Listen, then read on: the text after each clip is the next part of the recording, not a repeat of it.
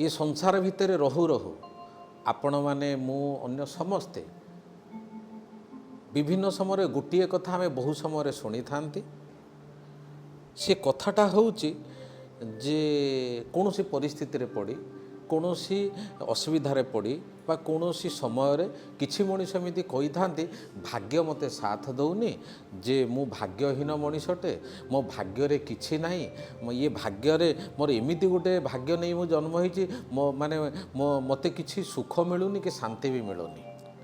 एमती आपण माने शुणिचे मु जानी यही कथा भाबू भाबू अनेक लोक मैंने आत्महत्या मध्य कर दे था आज ए पवित्र सकाळ रे आमे गोटे धाड़ी रे बुझी नवा मात्र गोटे धाड़ी रे बुझी नवा केउ प्रकार मनीष मानकर आत्महत्या करिवार संभावना अधिक थाए सबु मनीष माने केबे आत्महत्या करि न थांते सेहिति पई आज आमे आलोचना बा कथा रखीचे सौभाग्य भाग्यवान और भाग्यहीन सौभाग्य किए भाग्यवान किए भाग्यहीन किए कहीं कथा आसे आउ केमिति आमे मूलरू जानीपर जे ए प्रकार लोक मैंने कौटि ना कौटि बा कौ समय आत्महत्या रास्ता को बाछि नहीं पारती तेणु कथाटा कौन होइचे ना आपण मैंने जो मैंने एक कथा शुणुंट कि आपण मैंने जानी बहुत समय कहते मो भाग्य भल नाई भाग्य भल नाई कौन आम तो कि भाग्य को देखिने भाग्य को तो मापी होने जे आमे चाहूथिबा काम न हो पारिला बेलू आमे कहूचे जे आमर भाग्य भल नाई यही कथा ही कही था आगे जानी जावा जे सौभाग्य कौन समस्तंक जीवन रे सौभाग्य अच्छी रहिबा मध्य आमे ताको बुझी पारिने सौभाग्यटा को जानीगले आमे माने बिल्कुल आमे निजे भाग्यवान भाग्यहीन कि हतभाग्य बोली केबे कहिबानी सौभाग्यटा ताले कौन बेले बेले आम समस्तंक जीवन रे घटी बेले बेले हठात आमे चाहि नथिबा जिनिस कौन भी हो जिनिस हो कथा हो बा कामटे हो चाहि नथिबा किंतु हठात गोटे भल खबरटे आसिक पहुँची जाइछि आपण माने एठी जेतिकी भी बसिचंती कहा जीवन रे कोन हठात भल खबर आसिक पहुँचीनी अनेक लोकंक जीवन रे पहुँची जीवन रे थरुटी एते पहुँची थिबो भल खबरटा तेणु सी कौच कौन चाहि नथिबा बा जानि नथिबा हठात किछि अधिक मिलीगले आमे चाहिन हठात किछि अधिक मिलीगले आमे कहती कौन ये एटा होची सौभाग्य अर्थात जे मन करा जाओ आमे चिंता कर जे ये पिलाटा फास्ट क्लास पाइब ना देखला बेलू सी तार जहाँ लगी पाठ पढ़ी देखला बेलू जो 80% नंबर अधिक रखुची बेले बेले आम जानूचे आम बेले बेले कहती मुझे भाभी नी जे सी 80% नंबर रखियो बोली बहुत समय आम कहीचे ना मुझे भाभी नी जे शाशु मते एतिकी सपोर्ट करिए बोली बा साहाय्य करिए बोली एक कथा आम चिंता करते ठीक सेमिति आम चाहि नथिबा केबे भाभी नथिबा बेले बेले किछि मनीष को किछि जिनिस अधिक मिल जाई थाए आमे सेठी कहू ये हूँ सौभाग्यशाली बा ये एठी तार सौभाग्य रही आमे एक कथा कही था किंतु किछि मनीष अछंती से स्वतंत्र मनीष ये कथाटा को टिके भल करी सुनिबा हो ये कथाटा हूँ कौन ये संसार रे एमिति किछि मनीष अछंती तांको समस्ते भाग्यवान मनीष बोली कहिबे भाग्यवान कहिबे माने केबे भाबिबा नाही जे भाग्य ताको साथ देइछि से जहाँ चाहिए सेया होइछि तार धन से ता छुआ से जेतेबेले जहाँ चाहिए ता छुआ चाकरी करि जाइछन्ति से निजे चाकरी करि जाइछि तार धन संपत्ति बढ़िछि जेतेबेले चाहिए घर तैयारी करि परिछि ना ना ना ना ये भाग्यवान मनीष न लोक माने भाग्यवान मनीष कहले भाबंती ये लोक जेतेबेले जहाँ चाहिए ताहा मिली जाइछि एइटा को सेति पई कहंती कोन ना भाग्यवान मनीष बोली ना एटा भूल भाग्यवान मनीष किए जी निजको भाग्यवान मनीष बोली भाभी पारिबो ता जीवनर बारणा दुख एका संगे पळेबो गोटे स्ट्रोक रे माने निमिषक मध्य बारणा दुख पार से कथाटा होचे कौन ना अल्प जिनिस को नहीं जी सदा सर्वदा संतुष्ट रही पारुछि जी भी हो ताकू ही प्रकृत रे भाग्यवान मनीष कहा जाए धन संपत्ति बढ़ीगला छुआ पिला चाकरी करिगले घर द्वारा बढ़ीगला ना सी भाग्यवान मनीष कदापि नुह कहीं एमिति जे अनेक लोक धन संपत्ति बढ़ेगी घर कला परे तांकर वंश बढ़ी जाइए आम देखिने कि आम समस्ते देखी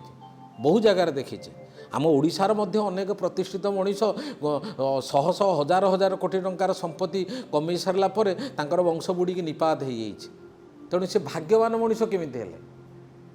ପ୍ରକୃତର ଭାଗ୍ୟବାନ ମଣିଷ କିଏ? ଯିଏ ଅଳ୍ପ ଜିନିଷକୁ ନେଇ ନିଜ ପାଖରେ ରହିଥିବା ଅଳ୍ପ ଜିନିଷକୁ ନେଇ ଯିଏ ସନ୍ତୁଷ୍ଟ ରହିପାରୁଛି ସିଏ ହେଉଛି ପ୍ରକୃତରେ ଭାଗ୍ୟବାନ ମଣିଷ। ମୁଁ ଭାବୁଛି ଏ କଥାଟା ବୁଝି ହେଉଥିବ। ଆଉ ତୃତୀୟ କଥାଟା ଅଛି, ଭାଗ୍ୟହୀନ ମଣିଷ କିଏ? ହତଭାଗ୍ୟ କିଏ? ଉପରବାଲା କାହାକୁ ହତଭାଗ୍ୟ କି ଭାଗ୍ୟହୀନ କରିନଥାଏ। ମଣିଷ ନିଜ ନିଜକୁ ହତଭାଗ୍ୟ କରିଥାଏ। କ'ଣ ନା ସବୁ ଥାଇ, ଖାଇବାକୁ ଅଛି, ପିନ୍ଧିବାକୁ ଅଛି, ରହିବାକୁ ଅଛି, ମୁଣ୍ଡ ଉପରେ ଛପରଟିଏ ଅଛି, ସବୁ ଥାଇ ଯେଉଁ ମଣିଷ ନଥିବାର ଅଭିନୟ କରେ ବା ଅଶାନ୍ତି ଭୋଗ କରୁଥାଏ ସିଏ ହେଉଛି ଏ ସଂସାରର ସବୁଠାରୁ ବଡ଼ ଭାଗ୍ୟହୀନ ମଣିଷ ବା ହତଭାଗ୍ୟ। ଏ କଥା ଆଜି ଆଲୋଚନା କରିବାର ଅର୍ଥ ଥିଲା ଯେ ଆମେମାନେ ଯେଉଁମାନେ ଘର ସଂସାର କରି ରହିଛେ ଆମେମାନେ ସର୍ବପ୍ରଥମେ ଜାଣିଯିବା ଯେ ଆମ ଘରର ଏ ତିନି ପ୍ରକାର ମଣିଷ ଭିତରୁ ମାନେ ତିନି ପ୍ରକାର ଭିତରୁ ଯେ କେତେ ପ୍ରକାର କିଏ କି ପ୍ରକାର ମଣିଷ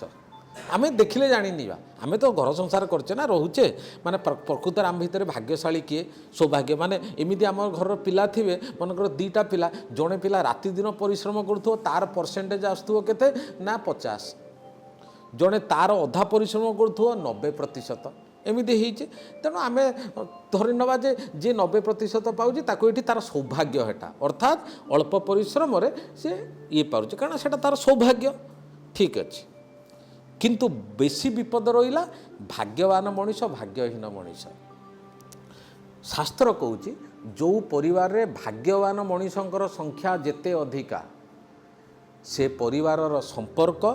ପରସ୍ପରର ସମ୍ପର୍କକୁ ଇନ୍ଦ୍ରଙ୍କର ବଜ୍ର ମାଡ଼ ହେଲେ ବି ସେ ସମ୍ପର୍କ ଭାଙ୍ଗିବନି କି ଛିଡ଼ିବନି। ଯେଉଁମାନେ ପ୍ରକୃତରେ ଭାଗ୍ୟବାନ ମଣିଷ। ତେଣୁ ଭାଗ୍ୟବାନ ମଣିଷ ଯେଉଁ କହିଲି କ'ଣ ନା ଯିଏ ଅଳ୍ପ ଜିନିଷକୁ ନେଇ ସଦାସର୍ବଦା ସନ୍ତୁଷ୍ଟ ରହିପାରୁଛି ସିଏ ହେଉଛି ଏ ସଂସାରର ପ୍ରକୃତ ଭାଗ୍ୟବାନ ମଣିଷ। ଯିଏ ଯାହା ପାଖରେ ଖାଇବା ପାଇଁ ସବୁ ଅଛି, ପିନ୍ଧିବା ପାଇଁ ଅଛି, ଚଳିବା ପାଇଁ ଅଛି, ଯିବା ଆସିବା କରିବା ପାଇଁ ସୁବିଧା ଅଛି, ତାପରେ ସେ କହୁଛି ମୋ ପାଖରେ କିଛି ନାହିଁ, ମୁଁ କାଙ୍ଗାଳ, ମୋର ଭାଗ୍ୟ ଖରାପ, ସିଏ ସଂସାରର ସବୁଠାରୁ ହତଭାଗ୍ୟ ମଣିଷ। ଶାସ୍ତ୍ର ଏଇଠି କହିଲା ହତଭାଗ୍ୟ ମଣିଷମାନଙ୍କୁ ଭଗବାନ କେବେ ସାହା ହୁଅନ୍ତିନି। ହତଭାଗ୍ୟ ବୋଲି କେହି ଜନ୍ମରୁ ନଥାନ୍ତି, ମଣିଷ ନିଜେ ନିଜକୁ ଭାଗ୍ୟହୀନ ବା ହତଭାଗ୍ୟ ବୋଲି କରିଥାଏ। ମୁଁ ମନେକର ଯଦି ଆଜି ପର୍ଯ୍ୟନ୍ତ ଆମେ ବଞ୍ଚିଛେ ଉପରବାଲାର ତ ମାନେ କ'ଣ କରିଛି ନା ଦୟା ଅଛି, ଉପରବାଲାର ତ ସାହାଯ୍ୟ ନ ରହିଲେ ଆମେ ତ ଦଣ୍ଡେ ବଞ୍ଚିପାରିବାନି। ଯଦି ଦଣ୍ଡେ ବଞ୍ଚିପାରିବାନି ତାହେଲେ ଏତେ ଦିନ ବଞ୍ଚିଛେ କେମିତି? ଯେହେତୁ ବଞ୍ଚିଛେ ତେଣୁ ଉପରବାଲାର ଆମ ଉପରେ ତ ଦୟା ଅଛି। ତେଣୁ ସେଇଥିପାଇଁ ଆମମାନେ ସଦାସର୍ବଦା ନିଜକୁ ଭାଗ୍ୟବାନ ମଣିଷ ବୋଲି ଭାବିବା ଦରକାର। ଭାଗ୍ୟହୀନ ମଣିଷମାନଙ୍କୁ ଈଶ୍ୱର କେବେ ସହାୟ ହୋଇନଥାନ୍ତି। ଯେଉଁମାନେ ଅଳ୍ପରେ ସନ୍ତୁଷ୍ଟ ହୁଅନ୍ତି ତାଙ୍କୁ ଭାଗ୍ୟବାନ କୁହାଯାଏ। ଭାଗ୍ୟବାନ ମଣିଷମାନଙ୍କୁ ଈଶ୍ୱର ସର୍ବଦା ସହାୟ ହୋଇଥାନ୍ତି ଏବଂ ଆଗକୁ ଯିବାର ରାସ୍ତାଟା ଦେଖାଇ ଦେଇଥାନ୍ତି। ଆଜି ଆଲୋଚନା କରିବାର ଅର୍ଥ ଥିଲା ଯେ ଭାଗ୍ୟବାନ ମଣିଷମାନଙ୍କର ଜୀବନର ଦୁଃଖ ସବୁଠୁ କମ୍। ଯେଉଁମାନେ ଅଳ୍ପରେ ସନ୍ତୁଷ୍ଟ ହୋଇକି ବଞ୍ଚି ଚାଲନ୍ତି କାରଣ ସେ ଜାଣିଛନ୍ତି ଆଜି ଅଳ୍ପ ଅଛି କାଲି କ'ଣ ହେବ ନ ହେବ, କିନ୍ତୁ ଅଳ୍ପକୁ ନେଇକି ସେ ଯିଏ ବଞ୍ଚିବା ଶିଖିଛି ଅଧିକ ଆସିଲେ ବି ତାଙ୍କ ଉପରେ କିଛି ଫରକ ପଡ଼େନି। ସେ ବା ଜନ୍ମରୁ ବା ମୂଳରୁ ଅଳ୍ପକୁ ନେଇକି ବଞ୍ଚିବା ଶିଖିଛି। ବେଳେବେଳେ ନିଜର ବନ୍ଧୁବାନ୍ଧବରେ ଦେଖିଥିବ ଯଦି ଘରର 3-4 ବୋହୂ ଥିବେ, ଯଦି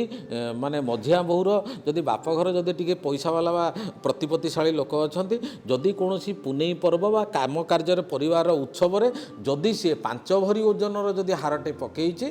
ସେଇଠି ଅନ୍ୟ ବୋହୂମାନଙ୍କର ମୁଣ୍ଡଟା ସେଇଠି କ'ଣ ହୁଏ ନା ସେଇଠି ପୋକ କାମୁଡ଼େ ହେଲା। କାମୁଡ଼ିଲା ପରେ ସେ କ'ଣ ହେବ ସେ ଫଙ୍କସନ୍ ଉତ୍ସବଟା ମାଡ଼ ଖାଇଯାଏ। କାହିଁକି ନା ତାକୁ ଅନେଇଥିବେ ଦେଖ ସେ କେମିତି କ'ଣ କରୁଛି ନା ହାରଟା ପିନ୍ଧିଛି ବୋଲି ଅନ୍ୟକୁ ଦେଖାଉଛି, କେମିତି ଫୁଲେଇ ହେଇ ଚାଲିଛି, କିନ୍ତୁ ମୂଳ ଯେଉଁ ଆମେ ଯେଉଁଥିପାଇଁ ଉତ୍ସବ କରୁଛେ ତାକୁ ନାହିଁ, ନଜର ଆମର ସେଠି। ଆରେ ବି ତୁମ ପାଖରେ ଯାହା ଅଛି ତମେ ତ ଶାନ୍ତିରେ ରହିଲେ, ଯଦି ସେ ପ୍ରକୃତରେ ବି ତୁମକୁ ଦେଖାଇବା ପାଇଁ ବି ଯଦି ବି ପିନ୍ଧିଥାଏ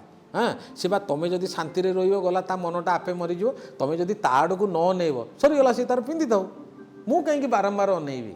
सी बा किछि अछंती कौन पाई ना तुमको चिड़ेबा बा तुमको दबेबा सी तो एमती बाट करि थांती किए धन बल हो विभिन्न बल हो किंतु भाग्यवान मनीष मानू केही नीचा करि पारे नाही। आ भाग्यवान मनीष केबे भी जीवन में केबे नीचा होती कहीं से छोटू बढ़ी तुम नीचा कर कौन अरे नीचा कले भी तो से छोट हे सी तो छोटू बढ़ी तेणु ये कथा थिला जे भाग्यवान मनीष माने कदापि छोट हुंती नीचा हुंती आउ एमानकर जीवन में दुख अशांति बोली सेमिति किछि न थाए। आज जहाँ मिलला से माने चिंता करती आज जहाँ मिली ये हूँ आमर भाग्य कहले चलले खाइले पीले पुणी संसार पाई पुणी आगू आसंता काली से माने प्रस्तुत हुंती। आज आम एक स्वतंत्र भाव ये करवा ये तीन प्रकार मनीष मानक भितर विज्ञान दृष्टिकोण गोटे प्रकार मनीष माने कौन ना आत्महत्या करिवार संभावना से पाखरे बेसी गोटे प्रकार मनीष। अन्य प्रकार मनीष माने बिल्कुल आत्महत्या तांको छाई माड़बनी आत्महत्या जाइए कौ केते कोशर थी किसी ना तांको छाई माड़बनी किंतु आउ गोटे प्रकार मनीष माने से माने तांको आत्महत्याटा तांको पाखे पाखे से भयटा पाखे पाखे रही जाई थाए। आज ये आलोचना भितर जेहेतु आलोचना एतिक बाट गलानी ये एतिक आलोचना भितर निजे बुझीपारे जे आमर त्रुटिटा कौटी रही जीवन में समस्ते घर संसार हो कहूनी जे समस्ते ठीक है प्रत्येक मनीष आज ये आलोचना समय निजे निजक पचारि नौ तार त्रुटिटा कौटी रही निजे निजक पचारि नौ से प्रकृत में निजक भाग्यवान भावुची ना भाग्यहीन बोली भावुची आउ निजको भाग्यहीन मनीष बोली जो मनीष भाविला सेदिन से संसारर सबुठारु बड़ महापाप कला बोली लिपिबद्ध हो गला लेखा हो गला। तेणु निजको महापापी कहीं करी मत बा उपरवाला आखि देइछि मु देखि पारुछि हाथ देइछि मु बा काम करि पारुछि पाद देइछि चली पारुछि जो मानकर उपरवाला जो मानकु सेतिक भी देइनि जो माने देखि पारु नांती हैला जे पाद नाही चली पारु नांती जो माने हाथ नाही कौन करुछंती ना दी हाथ नाही कौन से कारण जन्मरू दी हाथ नाही से माने तो कहउछंती जे हाँ आमे सुखरे अछु से माने जदि सुख रही पारले तुम माने कहीं रही परिबनी। तेणु निजको जो माने भाग्यहीन बोली भावती तांकु संसारर माने सबुठारु बड़ महापापी बोली कहा जाए माने निजको भाग्यहीन बोली भाविबा अर्थ तमे ईश्वर को निंदा कला अर्थात ईश्वर जो तुमको जन्म देइछन तमे कहलो तमे निजे भाविदेल कौन ना ईश्वर होउचंती कौन ना ईश्वर भूल करिचंती ईश्वर आम को साथ देना ईश्वर आमर माने कौन होइछि ना ईश्वर आम ऊपर दया नहीं आम भाग्य आमको साथ दौनी तामाने ईश्वर को निंदा जोठी हेई गला आमे भाविबा द्वारा ईश्वर को निंदा हला परोक्षरे जेतले निंदा हो गला तेणु आम ठारू बड़ महापापी किए हम।